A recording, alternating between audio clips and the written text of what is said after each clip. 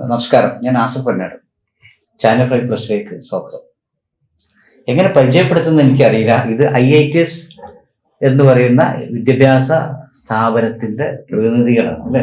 ഓരോരുത്തർ സ്വയം പരിചയപ്പെടുത്തി എന്റെ പണി പോയി പറഞ്ഞിട്ടുണ്ട്. അപ്പോ ഒരു വലിയ സൈന്യങ്ങൾ തന്നെ ഉണ്ട്. അതുകൊണ്ട് എനിക്ക് ഈ ആളുകളൊക്കെ പേര് മറക്കും. എനിക്ക് അങ്ങനെ പ്രായമൊക്കെ ആയതല്ലേ. അപ്പോ ഈ ഓരോ ടീമങ്ങളെ പരിചയപ്പെടുത്താനും IITSന്റെ ഡയറക്ടറായ ഷൗക്കത്ത് അലി കൂതേരി അല്ലെ, അദ്ദേഹം ഓരോരുത്തരായിട്ട് പരിചയപ്പെട്ടു. അഡ്വക്കേറ്റ് ആണ്, അത് വിട്ടുപോയി. ഷൗക്കത്ത് അലി കൂതേരി IITSന്റെ 4 ഡയറക്ടർമാരിൽ ഒരാളാണ്. ഇത് സൈൻ ലാബിദിൻ, ഞങ്ങളെ SCRT കൗൺസിൽ എന്നുള്ള ഞങ്ങളൊരു ഫേമിന്റെ മാനേജിംഗ് ആണ്. പിന്നെ നാസർ പൊന്നാട്, ഇത് ഞങ്ങളുടെ CEO മുരളി വാര്യത്ത്. ഇത് ഗിരീഷ് സാറ്, നമ്മുടെ ഓപ്പറേഷൻ ഹെഡാണ്. ആരിഫ് വാഫി, അദ്ദേഹം നമ്മുടെ കണക്റ്റഡ് എന്നുള്ളൊരു ഫേമിന്റെ മാനേജിംഗ് ഡയറക്ടറാണ്. ഇത് മിസ്റ്റർ വിനീത്, നമ്മുടെ ഓൺലൈൻ ക്യാമ്പസിന്റെ മാർക്കറ്റിംഗ് ഹെഡാണ്. അങ്ങനെ ഞങ്ങള് ഇതാണ് ഏകദേശം ടീമായി. ഇനി വരാത്ത 1-2 ആളുകളുടെ ഇതിലുണ്ട്, എത്തപ്പെടാത്ത. നമ്മളെ മാനേജിംഗ് ഡയറക്ടർ അബ്ദുൽ അസ്ലം ഉണ്ട്. പിന്നെ അതുപോലെ തന്നെ ബേസിൽ ഉണ്ട്. പിന്നെ സുമിത് ഭായ് ഉണ്ട്. സുമിത് ഭായിന് ഓൾറെഡി ഡൽഹിയിലാണ്. ബേസിൽ നിന്ന് തിരുവനന്തപുരത്താണ്. അസ്ലം സാർ ഡൽഹിയിലാണ്. അപ്പോൾ നമുക്ക് ചർച്ചയിലേക്ക് തുടങ്ങാം. ഞങ്ങൾ വ്യത്യസ്തമായ ഒരു സംഭവമാണ് നമ്മൾ ആരംഭിക്കാൻ നമ്മുടെ ചാനൽ. ഇന്ന് വിദ്യാഭ്യാസം എന്ന് പറഞ്ഞാൽ നമുക്ക് വളരെ പ്രധാനമുള്ള ഒരു സംഭവമാണ്. ഇപ്പൊ ഞാൻ പലപ്പോഴും ആലോചിക്കാറുണ്ട്, ഇപ്പോ SSLC പരീക്ഷക്ക് ഞാനൊക്കെ പഠിക്കുന്ന കാലത്ത് ഭയങ്കര പോലീസ് സന്നാഹവും ഇതിന് കാവലൊക്കെ ആയിട്ടുണ്ടാവും. ഇപ്പോഴും അങ്ങനെ തന്നെയാണ് തോന്നുന്നുണ്ടല്ലേ. എന്നിട്ട് ഈ കുട്ടികളൊക്കെ പാടെ പഠിച്ചിട്ട് 100 കുട്ടികൾ ഇരുന്നാല് ഒരാളെ തോൽപ്പിക്കാൻ വേണ്ടിയാണ് ഈ പ്രയാസമൊക്കെ ബുദ്ധിമുട്ടാണ്. ഒരാളെ ജയിപ്പിക്കാനാണ് ഇപ്പൊ സെക്യൂരിറ്റിയും കാര്യങ്ങളൊക്കെ ചെയ്യാൻ അല്ലെ. ഇപ്പൊ ഒരാൾ തോൽക്കണ്ടോ സംശയം, എത്ര ശതമാനമാണ് വരുന്നത്, ഒരാളില്ല. അപ്പോ അവിടെയാണ് ഈ പുതിയ ന്യൂ ജൻ വിദ്യാഭ്യാസ രംഗത്ത് സ്വകാര്യ യൂണിവേഴ്സിറ്റികളും ഒക്കെ വരുന്നത്. ഇപ്പൊ കേരള ഗവൺമെന്റ് പോലും പുതിയ സ്വകാര്യ യൂണിവേഴ്സിറ്റി തുടങ്ങാൻ വേണ്ടി പച്ചക്കൊടി കാണിച്ചു കഴിഞ്ഞു. പച്ചക്കൊടിയാണോ ചുവന്ന കൊടിയാണോ എന്ന് എനിക്കറിയില്ല. എന്തായാലും കൊടി കാണിച്ചു കഴിഞ്ഞു അല്ലെ, കൊടി കാണിച്ചു കഴിഞ്ഞു. അപ്പൊ ഇതിന് നിങ്ങളൊക്കെ കുറച്ചുകൂടി മുന്നേ അല്ലെ, ഇപ്പൊ കേരള ഗവൺമെന്റ് ഒക്കെ ഈ രംഗത്തേക്ക് ചിന്തിക്കുന്നതിന് മുമ്പ് തന്നെ ഇതിനെ കുറിച്ച് ചിന്തിക്കുകയും ഈ രംഗത്ത് ഒരുപാട് സേവനം ചെയ്യുകയും ചെയ്ത ആളുകളാണ്. ഈ രംഗത്ത് വരുമ്പോൾ നിങ്ങളൊക്കെ എക്സ്പീരിയൻസ് ചെയ്യുമ്പോൾ ഓരോ യൂണിവേഴ്സിറ്റിന്റെ വീശൊക്കെ ആക്കാൻ മാത്രം ഉണ്ടാവും. അതിനുമാത്രം വിദ്യാഭ്യാസ രംഗത്ത് പരിചയസമ്പന്നരായാണ് നിങ്ങൾ. അപ്പോ നമ്മൾ ഈ ചാനലിനോട് ഉദ്ദേശിക്കുന്നത് ഒരുപാട് ആളുകൾ വിദ്യാഭ്യാസ രംഗത്ത് എന്ത് കോഴ്സ് സെലക്ട് ചെയ്യണം, എന്ത് പഠിക്കണം. കാരണം കുറെ പണ്ടത്തെ പോലെ ഉള്ള നമ്മൾ PG ഡിഗ്രി ഇതൊന്നും എടുത്തിട്ട് ഒരു കാര്യമില്ല. അപ്പോൾ വരുന്ന ഈ സാഹചര്യത്തിൽ പുതിയ ജനറേഷൻ എന്ന് പറഞ്ഞാൽ ഇപ്പോൾ ആർട്ടിഫിഷ്യൽ ഇന്റലിജൻസിന്റെ കാലമാണ്. അപ്പോൾ ആ കാലത്ത് നമുക്ക് തൊഴിൽ ലഭിക്കാനുള്ള കോഴ്സ് അല്ലാതെ സർട്ടിഫിക്കറ്റ് കീശിലിട്ട് നടക്കാനല്ലാത്തത് കൊണ്ട് തന്നെ തൊഴിൽ സാധ്യതയുള്ള എന്തൊക്കെ കോഴ്സുകളാണ്, അതിന് എവിടൊക്കെ ആരെ സമീപിക്കണം, ഏതൊക്കെ യൂണിവേഴ്സിറ്റികളാണ്, ഇതാണ് നമ്മൾ ഇന്നത്തെ ചർച്ച കൊണ്ട് ഉദ്ദേശിക്കുന്നത്. അപ്പൊ ഞാൻ കൂടുതൽ ഇതിലേക്ക് ഇടപെടില്ല. അപ്പൊ നിങ്ങൾക്ക് ഓരോ കാര്യങ്ങളെ കുറിച്ച് നമ്മൾ ഇതൊരു എപ്പിസോഡിൽ തീരൂല, 2, 3, 4, 5, 6, 8 തുടർച്ചയായിട്ട് വരും. അതോടൊപ്പം നമ്മളിത് കേൾക്കുന്ന നമ്മുടെ പ്രേക്ഷകർക്ക് അവരുടെ സംശയങ്ങൾ ചോദിക്കാനുള്ള ഒരു സാഹചര്യം കൂടി ഉണ്ടാവും. അപ്പോൾ നമ്മളിത് തുടങ്ങുന്നതിന് മുമ്പ് തന്നെ നിങ്ങളുടെ കോൺടാക്ട് നമ്പർ കൂടെ പറയണം. അവർക്ക് ആർക്കെങ്കിലും കോൺടാക്ട് ചെയ്യേണ്ടി വരും, പലർക്കും വരും. അപ്പോൾ എനിക്കിതൊക്കെ കൂടെ പറഞ്ഞു കൊടുക്കാൻ, എനിക്ക് അറിഞ്ഞിട്ടല്ലേ പറഞ്ഞു കൊടുക്കാൻ പറ്റുള്ളൂ. അപ്പോൾ അതുകൊണ്ട് അതിന്റെ ഓരോ മേഖലയിൽ നിങ്ങൾ ഓരോ വിഷയത്തെ കുറിച്ച് പറയുമ്പോൾ അതുമായിട്ട് ബന്ധപ്പെട്ടിട്ട് നമ്മുടെ പ്രേക്ഷകർക്ക് കേരളത്തിലും വിദേശ രാജ്യങ്ങളിലും ഒരുപാട് ആളുകൾക്ക് ബന്ധപ്പെട്ട സംശയങ്ങളുണ്ടാവും. അപ്പൊ അതിന് നിങ്ങളിത് ചർച്ച ചെയ്ത് തുടങ്ങുമ്പോൾ തന്നെ ഒരു സബ്ജക്ട് പറയുമ്പോൾ ആ സബ്ജക്റ്റിന്റെ ബന്ധപ്പെട്ട ആളുകൾ അതിന് ആരെ കോണ്ടാക്ട് ചെയ്യണം എന്ന് കൂടുതൽ പറയണം. അപ്പോൾ ആദ്യം IITS വെച്ച് തുടങ്ങും. എന്താണ് ഈ സംഭവം എന്ന് അറിയണല്ലോ ആദ്യം അല്ലെ. IITS institute of integrated training and studies എന്നാണ് IITSന്റെ പൂർണ്ണമായിട്ടുള്ള പേര്. നമ്മള് ഡൽഹിയിലാണ് നമ്മളെ രജിസ്ട്രേഷൻ. 2020 ശരിക്കും കമ്പനി നമ്മൾ രജിസ്റ്റർ ചെയ്തിട്ടുള്ളത്. 21 ജനുവരിയിലാണ് കമ്പനി ഫംഗ്ഷൻ തുടങ്ങിയിട്ടുള്ളത്. ഞങ്ങൾ 4 ഡയറക്ടേഴ്സ് ആണ് കമ്പനിക്കുള്ളത്. ഈ 4 ഡയറക്ടേഴ്സും ശരിക്കും പറഞ്ഞു കഴിഞ്ഞാൽ 2009 അല്ലെങ്കിൽ 2010 സമയം മുതൽ ഓൺലൈൻ ഡിസ്റ്റൻസ് എഡ്യൂക്കേഷൻ മേഖലയിൽ വർക്ക് ചെയ്തിട്ടുള്ള ആളുകളാണ്. വർക്ക് ചെയ്യുന്ന അന്ന് ഡിസ്റ്റൻസ് എഡ്യൂക്കേഷൻ എന്ന് പറഞ്ഞാൽ ജോലിന്റെ കൂടെ ഒരു ഡിഗ്രി പൂർത്തിയാക്കാനുള്ള ഒരു അവസരം. ഇതാണ് ഡിസ്റ്റൻസ് എഡ്യൂക്കേഷൻ കൊണ്ട് ഉദ്ദേശിക്കുന്നത്. ഈ ഡിസ്റ്റൻസ് എഡ്യൂക്കേഷനിൽ 2020 ഞങ്ങൾ തുടങ്ങാനുള്ള ഒരു കാരണം എന്താ വെച്ചാൽ ഡിസ്റ്റൻസ് എഡ്യൂക്കേഷനിൽ നമ്മളുണ്ടായിരുന്ന ഒരുപാട് പെയിനുകൾ അല്ലെങ്കിൽ ഒരുപാട് പ്രശ്നങ്ങൾ 2020 വന്ന NEP സോൾവ് ചെയ്യപ്പെട്ടു. കാരണം 2020 പുതിയ 1986 NEP വന്നതിന് ശേഷം പിന്നെ 25 വർഷങ്ങൾക്ക് ശേഷമാണ് NEP 2020 വരുന്നത്, 30 വർഷങ്ങൾക്ക് ശേഷം. അപ്പൊ ഈ 2020 NEP പ്രധാനപ്പെട്ട 2 കാര്യങ്ങളുള്ളത്. ഒന്ന് വൊക്കേഷണൽ കോഴ്സുകൾക്കുള്ള സാധ്യത, 2 ഓൺലൈനായിട്ട് അല്ലെങ്കിൽ പരമാവധി ആളിലേക്ക് വിദ്യാഭ്യാസം എത്തിക്കാൻ വേണ്ടിയിട്ടുള്ള ഒരുപാട് ബാരിയേഴ്സ് ഒഴിവാക്കിയതുണ്ട്.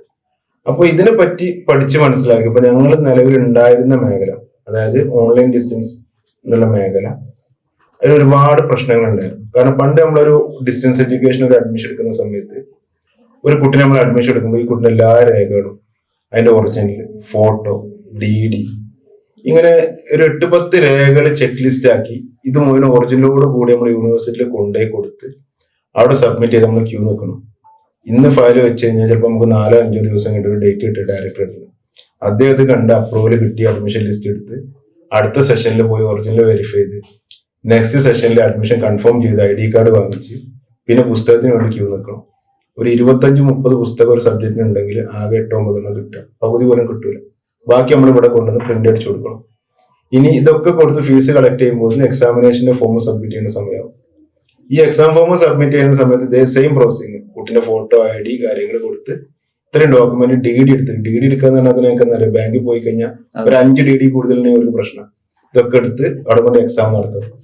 എക്സാം നടത്തുക 10-200 കുട്ടികൾ ഉണ്ടെന്നുണ്ടെങ്കിൽ വലിയ റിസ്ക്കാണ്. കാരണം ഇതൊക്കെ ജോലിയുള്ള ആൾക്കാരാവും, കല്യാണം കഴിഞ്ഞ് കുട്ടികളുടെ ആൾക്കാരാവും.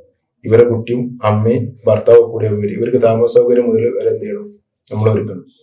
അപ്പൊ അങ്ങനെ ഒരു കോഴ്സ് നടത്താൻ മാക്സിമം 100-200 ആളുകൾക്ക് മാത്രമേ നമ്മളെ കൊണ്ട് സാധിക്കുള്ളൂ. കാരണം അത്രയും ഫെസിലിറ്റി ഉണ്ടെങ്കിൽ നടത്തി പോകാൻ പറ്റുള്ളൂ. പക്ഷെ ഇവിടെ ഓൺലൈനിൽ ഈ കോഴ്സ് വന്ന സമയത്ത് ഫുള്ളി ഓൺലൈനാണ്. കോവിഡ് ഭാഗ്യം എന്ന് ഉദ്ദേശിക്കുന്ന ആളുകളാണ്. കാരണം കോവിഡിന്റെ സമയത്താണ് ഓൺലൈൻ ഡിഗ്രിക്ക് ജനകീയമായത് കോവിഡ് കൊണ്ടാണ്. യെസ്, പക്ഷെ മുമ്പ് ഓൺലൈനിൽ ഓൺലൈനിലെ ആളുകളൊക്കെ കൂടിയിട്ട് വല്ല വൈറസും എടുത്തതാണോ ഈ കോവിഡ് സംശയം. കാരണം അതിന്റെ ഏറ്റവും വലിയ ഗുണഭോക്താക്കൾ ഇന്ന് ഓൺലൈനാണ്. നമ്മൾ മൊത്തം കാര്യങ്ങളും മാറ്റം വന്നു. അതുപോലെ തന്നെ UGC ഓൺലൈനായിട്ട് ഡിഗ്രി പഠിക്കുന്ന അതിന് റെഗുലറിന് തുല്യമായിട്ട് അംഗീകരിക്കപ്പെട്ടതും ഈ സമയത്താണ്, 2021. അതായത് ഇപ്പോൾ ഉള്ള പിന്നെ ഓൺലൈൻ ആണെങ്കിലും ഓഫ്ലൈൻ ആണെങ്കിലും ഒരേ സർട്ടിഫിക്കറ്റ് ആണ് അല്ലെ, ഒരേ വാല്യൂ. മോഡ് ഓഫ് സ്റ്റഡി ഒന്ന് റെഗുലർ ആയിരിക്കും, മറ്റൊന്ന് ഓൺലൈൻ. പക്ഷെ വാല്യൂ എന്താണ്, സെയിം ആണ്. ഏത് ഗവൺമെന്റ് കാര്യങ്ങൾക്കായാലും എബ്രോഡ് കാര്യങ്ങൾക്കായാലും വാല്യൂ സെയിം ആണ്. ഇന്നലെ ദുബായ് ഗവൺമെന്റ് വരെ ഓർഡർ ഇറക്കിയിട്ടുണ്ട്, എന്ത് ഓൺലൈൻ ആയിട്ടുള്ള ഡിസ്റ്റൻസ് ആയിട്ടുള്ളവർക്ക് അവിടെ ഈക്വലൻസി പോലും ബുദ്ധിമുട്ടില്ല, റെഗുലറിന് തുല്യമാണുള്ളത്. അപ്പോ ഈ ഒരു പ്രോഗ്രാം ആ സമയത്ത് തുടങ്ങിയപ്പോൾ നമ്മുടെ എല്ലാവിധ പ്രശ്നങ്ങളും തീർന്നു. കാരണം കുട്ടി ഓൺലൈനിലാണ് അഡ്മിഷൻ എടുക്കുന്നത്. അവനെ കളർ കോപ്പി അപ്ലോഡ് ചെയ്ത് കഴിഞ്ഞാൽ യൂണിവേഴ്സിറ്റിക്ക് വെരിഫിക്കേഷൻ കൺട്രോൾ കാർഡ് ഇന്ന് അദ്ദേഹത്തിന്റെ സീറ്റിൽ നിന്ന് വെരിഫൈ ചെയ്യാം. വെരിഫിക്കേഷൻ കംപ്ലീറ്റ് ആയി കഴിഞ്ഞാൽ ഓട്ടോമാറ്റിക് കുട്ടിക്ക് ID കാർഡ് കിട്ടും. ഈ ID കാർഡ് വന്ന നെക്സ്റ്റ് കുട്ടിക്കുള്ള അവന്റെ പഠിക്കേണ്ട എല്ലാ മെറ്റീരിയലും കൃത്യമായിട്ട് അവന്റെ പോർട്ടലിൽ ഉണ്ടാവും. ലൈവ് ക്ലാസ് ഉണ്ടാവും, റെക്കോർഡ് ക്ലാസ് ഉണ്ടാവും. ഇതേ ഡിപ്പാർട്ട്മെന്റിൽ ക്ലാസ് എടുക്കുന്ന അധ്യാപകരാണ് എന്ത് ഇവിടെ ഓൺലൈനിലും ക്ലാസ് എടുക്കുന്നത്. പിന്നെ എക്സാമിനേഷൻ AI മോണിറ്റർ ചെയ്തിട്ട് വേൾഡിൽ എവിടെ ഇരുന്നിട്ടും പരീക്ഷ എഴുതാം. മറ്റേ ഏറ്റവും വലിയൊരു പൈന എന്താ വെച്ചാല് നമ്മളിത് ഗൾഫിലുള്ളവരൊക്കെ വന്ന് അഡ്മിഷൻ എടുക്കും. ഗൾഫിലുള്ളവരൊക്കെ വന്ന് അഡ്മിഷൻ എടുക്കുന്ന സമയത്ത് സംഭവിക്കുന്നത് വെച്ചാല് അവർക്ക് ലീവുള്ള സമയത്ത് ഇവിടെ എക്സാം ഉണ്ടാവില്ല, ഇവിടെ എക്സാം ഉള്ള സമയത്ത് അവർക്ക് ലീവ് ഉണ്ടാവില്ല. അപ്പൊ 3 കൊല്ലം കൊണ്ട് തീരണ്ടെങ്കിൽ 10 കൊല്ലമായി കഴിഞ്ഞാൽ പരീക്ഷ നടന്നിട്ടുണ്ടാവില്ല. അപ്പൊ ഇത് ലോകത്ത് എവിടെ ഇരുന്നിട്ടും ബുർജ് ഖലീഫിന്റെ ചോടിരുന്നിട്ടും എന്ത് ചെയ്യാം, എക്സാമിനേഷൻ എഴുതാം. AI മോണിറ്റർ ചെയ്തിട്ടുള്ള ഒരു സോഫ്റ്റ്വെയർ ആണ്. ഈ ഡിഗ്രി ഇന്ത്യയിൽ 1200 യൂണിവേഴ്സിറ്റികളിൽ 90 മേ ബി ഇപ്പൊ 90 ഫസ്റ്റ് 30 യൂണിവേഴ്സിറ്റികൾക്ക് ഉണ്ടായിരുന്നു. ഇപ്പൊ 90 യൂണിവേഴ്സിറ്റി ഇതുവരെ എന്തുള്ളൂ ചെയ്യാനുള്ള അംഗീകാരങ്ങൾ. അപ്പൊ അതിന്റെ പ്രധാനപ്പെട്ട 21 യൂണിവേഴ്സിറ്റികളുടെ കേരളത്തിലെ ചാനൽ പാർട്ട്നേഴ്സ് ആണ് ഞങ്ങൾ. ഇപ്പൊ നമുക്ക് അലിഗഡ് മുസ്ലിം യൂണിവേഴ്സിറ്റി വരുന്നുണ്ട്, അതിന്റെ ഓൺലൈൻ കോഴ്സുകൾക്ക് ഓൺലൈൻ, അല്ലെങ്കിൽ AMU ഓൺലൈൻ. പിന്നെ മിസോറാം സെൻട്രൽ യൂണിവേഴ്സിറ്റി ആണ്. പിന്നെ ആന്ധ്ര യൂണിവേഴ്സിറ്റി ഉണ്ട്. അതുപോലെ ജാമിയ ഹംദർദ് ഉണ്ട്. പിന്നെ പ്രൈവറ്റ് യൂണിവേഴ്സിറ്റി സ്വാമി വിവേകാനന്ദ ശുഭാർത്ഥി വരുന്നുണ്ട്, സുരേഷ് ഗ്യാനിവാലി വരുന്നുണ്ട്. അങ്ങനെ വ്യത്യസ്ത തലങ്ങളിലാക്കി 21ഓളം യൂണിവേഴ്സിറ്റികൾ ഇന്ന് IITS മാർക്കറ്റ് നമ്മൾ ചെയ്യുന്നത് UGC അംഗീകരിച്ച ഓൺലൈൻ മോഡിൽ നടത്താൻ സാധിക്കുന്ന യൂണിവേഴ്സിറ്റികൾ. അപ്പോ ഇതിന്റെ പ്രോഗ്രാം ഡിഗ്രി കഴിഞ്ഞാൽ അവർക്ക് തുടർ പഠനം ഏത് കോഴ്സാണെങ്കിലും അതിന്റെ തുടർ പഠനം നടത്താൻ ഏത് യൂണിവേഴ്സിറ്റിയിൽ വരെ നടത്താം. അതായത് UGC അംഗീകരിച്ച ഡിഗ്രി ഇപ്പോ കേരളത്തില് PSC ആയി കഴിഞ്ഞാലും UPSC ആയി കഴിഞ്ഞാലും പിന്നെ ഈക്വലൻസി പോലെ ആവശ്യമില്ല എന്താണ് ഗവൺമെന്റ് സർക്കുലർ, പുതിയ സർക്കുലർ, പുതിയതല്ല 2018 സർക്കുലർ ആണ്. പക്ഷെ ഇപ്പൊ അത് ആക്സെപ്റ്റ് ആയി, ഇപ്പൊ ഉദ്യോഗസ്ഥർ അതിനോട് ആക്സെപ്റ്റ്, ഇപ്പൊ ഈക്വലൻസി ചോദ്യം നിർത്തി. പിന്നെ അതുപോലെ തന്നെ എവിടെ നമുക്ക് എന്ത് ചെയ്യാം, തുടർ പഠനം നടത്താം, അതിനോട് ബന്ധപ്പെട്ട സബ്ജക്ട് ആയിരിക്കണം. ഇപ്പൊ BA കഴിഞ്ഞാൽ MA ആയിരിക്കണം എന്ന് മാത്രമേ ഉള്ളൂ. BA പഠിക്കും. അപ്പൊ അതായത് പണ്ടൊക്കെ ഞാനൊക്കെ കുറച്ച് ചെറുപ്പമുള്ള കാലത്ത് പിന്നെ സർട്ടിഫിക്കറ്റ് അടിക്കേണ്ട കുറെ യൂണിവേഴ്സിറ്റി. അപ്പൊ എന്റെ നാട്ടിൽ ഒരാള് ഡോക്ടറേറ്റ് കിട്ടി, കാശ് കൊടുത്ത് വായിച്ചാണ്. എന്നിട്ട് സ്റ്റെത്തൊക്കെ തോന്നിട്ടാണ് കാശ് വെച്ചാൽ ഞാൻ ഡോക്ടറാണ്. മുമ്പർക്ക് അറിയില്ല എന്താണ് ഡോക്ടറേറ്റ് എന്ന് അറിയില്ല, മലയാളം വായിക്കാനും എഴുതാനും കൂട്ടി വയ്ക്കാനും അറിയില്ല. ചിലപ്പോൾ ഇത് ഇത് കേൾക്കുന്ന ആളുകൾ ചിലപ്പോൾ ആളെ തിരിച്ചറിയായിരിക്കും. അതുപോലെ തന്നെ ഇംഗ്ലീഷ് അറിയാത്ത ആളുകൾ പിന്നെ LLB ഒക്കെ എടുത്തിട്ട് സർട്ടിഫിക്കറ്റ് നടക്കുന്ന കാലം എത്തി കൊടുക്കലായിരുന്നു. ഇതൊന്നും നല്ല ഒറിജിനൽ സർട്ടിഫിക്കറ്റ് ആണ് നമ്മൾ കൊടുക്കുന്ന, അംഗീകൃത വിദേശ രാജ്യങ്ങളിലൊക്കെ അത് അംഗീകാരമുള്ള കോഴ്സുകളാണല്ലോ അല്ലെ. ഞാൻ പറഞ്ഞ എന്താ വെച്ചാൽ ജനങ്ങളെ ധരിക്കുന്ന ഒരു തെറ്റാന തിരുത്തമല്ലോ, ആണെങ്കിൽ ആണെന്ന് തന്നെ പറയാട്ടോ. ഇത് ട്രോളല്ല, നിങ്ങളെ ജനറേഷന്റെ ഒരു പ്രശ്നമാണ്. പൊതുവെ ഓൺലൈൻ എന്ന് പറഞ്ഞ എല്ലാവർക്കും ഒരു തെറ്റിദ്ധാരണയുണ്ട്. ഓൺലൈൻ എന്ന് പറഞ്ഞാൽ എന്തോ ഒരു ഉടായ്പാണ്, അല്ലെങ്കിൽ ഓൺലൈൻ എന്നുള്ള സംഭവം പിന്നെ എന്താ പറയാ, നമ്മൾ പേപ്പറിൽ പരീക്ഷ എഴുതുന്ന അത്ര റിസ്ക് അല്ല, അല്ലെങ്കിൽ അത്ര വാല്യൂഡ് അല്ല. ഞാൻ ഈ ഓൺലൈനെ കുറിച്ചല്ല പറഞ്ഞത്. പണ്ട് ഇങ്ങനെ വ്യാജ സർട്ടിഫിക്കറ്റ് ഉണ്ടാക്കുന്ന കുറെ ആളുകൾ ഉണ്ടായിരുന്നു. ഞാൻ ഓൺലൈനെ കുറിച്ചല്ല പറഞ്ഞത്. അന്ന് അങ്ങനെയായിരുന്നു, സർട്ടിഫിക്കറ്റ് മാത്രം കൊടുക്കും. സർട്ടിഫിക്കറ്റ് അടിക്കുന്ന യൂണിവേഴ്സിറ്റി നമ്മൾ തമാശയിൽ പറയാം. PhD ഡോക്ടറേറ്റ് അങ്ങനെ തന്നെ പൈസ കൊടുത്താൽ ഇത് 2021 UGC, കാരണം നമ്മുടെ രാജ്യത്ത് വിദ്യാഭ്യാസം എന്നുള്ള ഒരു ഭക്ഷണം പോലെ തന്നെ പ്രാഥമികമായിട്ട് കുട്ടികൾ കിട്ടേണ്ട ഒരു കാര്യമാണ്. അപ്പൊ ഇത് മൊത്തത്തിൽ സ്റ്റക്ക് ആയി കഴിഞ്ഞപ്പോ ആർക്കൊക്കെ ഇതിന് ഫെസിലിറ്റി ഉണ്ട്, അല്ലെങ്കിൽ ഇന്ത്യയിൽ NIRF റാങ്കിങ് ഉണ്ട്, നാഷണൽ ഇൻസ്റ്റിറ്റ്യൂഷണൽ റാങ്കിങ് ഫ്രെയിംവർക്ക്. അതായത് ഇന്ത്യയിൽ ഞാൻ നേരത്തെ പറഞ്ഞ പോലെ തന്നെ 1200ഓളം യൂണിവേഴ്സിറ്റികളുണ്ട് UGC അംഗീകരിച്ച അംഗീകൃത സർവകലാശാല. അതില് ആദ്യത്തെ 200 സർവകലാശാലകളാണ് NIRF റാങ്കിങ്ങിൽ വരിക. നമ്മുടെ കേരളത്തിൽ നിന്നുള്ള പ്രധാനപ്പെട്ട സർവകലാശാലകൾ കയ്യിലുണ്ട്. അതിൽ നിന്ന് 100 സർവകലാശാലകൾ മാത്രമേ ഓൺലൈൻ ചെയ്യാനുള്ള എന്തുള്ളൂ, പെർമിഷന് അപ്ലൈ ചെയ്യാൻ പറ്റുള്ളൂ, അല്ലെങ്കിൽ എൻടൈറ്റിൽ ചെയ്ത് കൊടുക്കുള്ളൂ.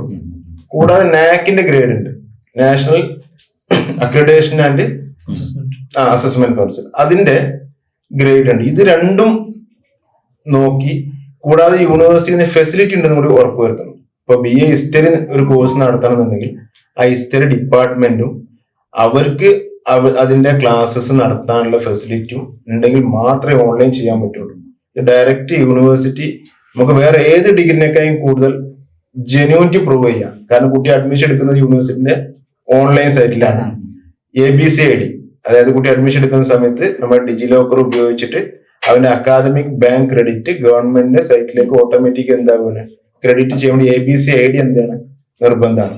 ഇനി ഈ കുട്ടിക്ക് ഓൺലൈനിൽ കിട്ടുന്ന സർട്ടിഫിക്കറ്റ് പാസ് ഔട്ട് ആയതിനു ശേഷം ഓട്ടോമാറ്റിക്കലി ഡാറ്റ ഡിജിലോക്കറിൽ കിട്ടും, ഇവന്റെ ക്രെഡിറ്റ് ABCയിൽ എന്താണ് കിട്ടും. അപ്പൊ ഇത് 100% വേറെ ഇനിയിപ്പോ നിങ്ങള് പഠിച്ചെടുത്ത റെഗുലർ ഡിഗ്രി ഫേക്ക് ആണെന്ന് പറഞ്ഞാൽ പോലും ഇത് ഫേക്ക് ആണെന്ന് എന്ത് ചെയ്യാൻ പറ്റില്ല, പറയാൻ പറ്റില്ല. കാരണം അത്രയും പ്രൂവൺ ആണ്. UK, USA പഠനത്തിലൊക്കെ പോകാൻ പറ്റും 100%. ഇന്ത്യയില് ഇന്ത്യൻ യൂണിവേഴ്സിറ്റി അംഗീകരിക്കുന്ന ഏത് സ്ഥലത്തും പോകാൻ പറ്റും. കാരണം വെച്ചാല് ഇത് നമ്മളിങ്ങനെ കേൾക്കുമ്പോൾ എന്തോ ഒരു ജനങ്ങളുടെ തെറ്റിദ്ധാരണ ഉണ്ടാവുന്നുണ്ട്. അത് തിരുത്താൻ വേണ്ടിയാണ്. ഇനി ആർക്കെങ്കിലും അത് ബോധ്യമായിട്ടില്ലെങ്കിൽ ഇനിയും വേണ്ടപ്പെട്ട ഈ ഇവരുടെ ബന്ധപ്പെട്ട നമ്പറുകൾ വിളിച്ച് അത് ബോധ്യപ്പെടുത്താവുന്നതാണ്. മാത്രമല്ല ഇന്റർനാഷണൽ ലെവലിലൊക്കെ ഇപ്പൊ യൂണിവേഴ്സിറ്റികളൊക്കെ ഓൺലൈനിലേക്ക് മാറി. പിന്നെ ഇനി ഓൺലൈൻ ഡിഗ്രിന്റെ കൂടുതൽ കാര്യങ്ങളാണെന്നുണ്ടെങ്കിൽ അതിന്റെ ഡിപ്പാർട്ട്മെന്റ് ശരിക്കും നമ്മളത് ഹാൻഡിൽ ചെയ്യുന്നത് വിനീസാറാണ്. വിനീസാർക്കാണ് ഓൺലൈൻ ഡിപ്പാർട്ട്മെന്റ് കുറച്ച് കാര്യങ്ങൾ സംസാരിക്കാന്ന്. നിലവിലുള്ള കോഴ്സ് കാര്യങ്ങൾ പറഞ്ഞു. അല്ല, നിലവിൽ ഇപ്പൊ ഓൺലൈനിൽ ഏതൊക്കെ കോഴ്സുകൾക്കാണ് പിന്നെ അംഗീകാരമുള്ളത്? നമ്മളിപ്പം ഷോക്കർ സാർ സംസാരിച്ച പോലെ തന്നെ നമുക്ക് ഒരുപാട് യൂണിവേഴ്സിറ്റീസ് ഉണ്ട്. അതിൽ സെൻട്രൽ യൂണിവേഴ്സിറ്റീസ് വരുന്നുണ്ട്, സ്റ്റേറ്റ് വരുന്നുണ്ട്, പ്രൈവറ്റ് ഡീംഡ് യൂണിവേഴ്സിറ്റീസ് ഒക്കെ നമ്മൾ ചെയ്യുന്നുണ്ട്.